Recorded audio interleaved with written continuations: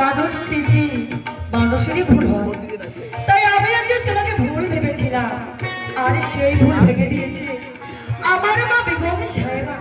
তোমার ঋণ আমি কোনোদিনও শোধ করতে পারবো না, তাই বিদায়ের বেলা তোমার মতো মহৎ ভাইজানকে জানিয়ে গেলাম আমার প্রাণ ভরা ভালোবাসা। বিদায় ভাইজান, বিদায় ভাইজান।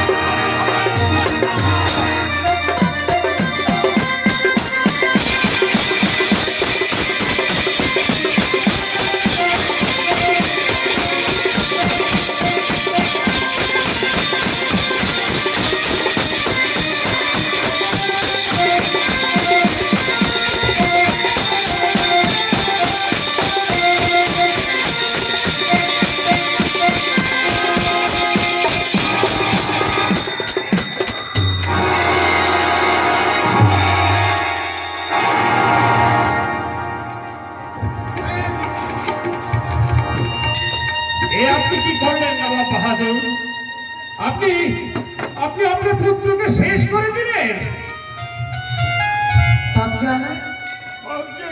একে করলেন বাপজান?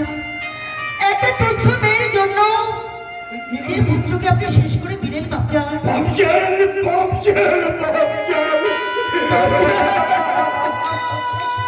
ওই বাপজান ডাক শুনে আমার চোখের কলেজে পানি নেমে আসে। বাপজান, না না না না, আমি কারো বলছেন না, আমি বিচারক। বাপজান, হ্যাঁ, আমার বিচারে আমি আমার নিজের পুত্রকে দুনিয়ার মুখ থেকে সরিয়ে দিলাম।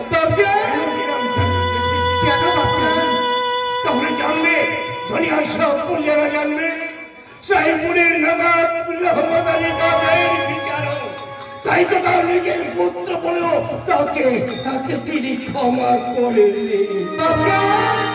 নবাব বাহাদুর, রাজা রুদ্র সিংহ, কোন ভাষায় যে আপনাকে সান্ত্বনা দেব, কোন আসনে বসে আপনাকে সম্মান জানাবো তা আমার অজানা। কিন্তু যাওয়ার আগে আমি আমার নিজের বক্তব্য দিয়ে বলে যাচ্ছি, আপনার নাম স্বর্ণাক্ষরে প্রতিটা মানুষের হৃদয়ে লেখা হয়েছে।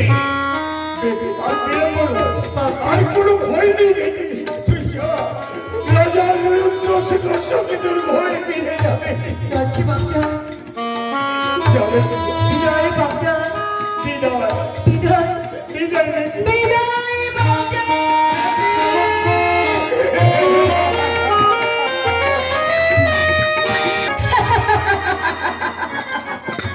আশ্চর্য, শত চেষ্টা করে আমি সুজন কুমার তবু সে আমাকে বারবার দূরে সরে দিচ্ছে।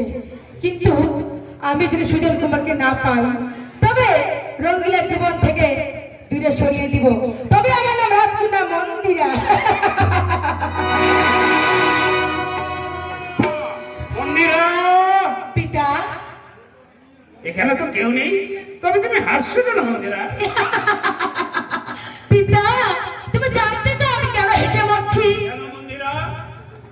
তবে শুনো পিতা, যার ভালোবাসাটা ফিরিয়ে আনতে তুমি নবাব দরবারে গেছে, সে অপরাধ কর্মচারী সুজন কুমার আমার অন্তর বাক্যে প্রবেশ করে আমাকে করতে প্রেম নিবেদন। এত বড় দুঃসাহস! আমি তাকে কঠিন শাস্তি দেব। ও মাটির ঘরে জন্ম নিয়ে আকাশের চাঁদ ধরতে চেয়েছিল। পিতা, মানুষ কিন্তু ভুল করেছ পিতা। ভুল করেছি? হ্যাঁ হ্যাঁ, ভুল করেছো। আমি আমি নিজ ভ্রাতাকে সরিয়ে সেই স্থানে ওই সেই স্থানে তাকে স্থান দিয়েছি, তাই বলে এই নয় সে আমার মেয়েকে প্রেমে নিবেদন করবে। ওকে ওকে আমি কঠিন শাস্তি দেব। পিতা শুধু শুনে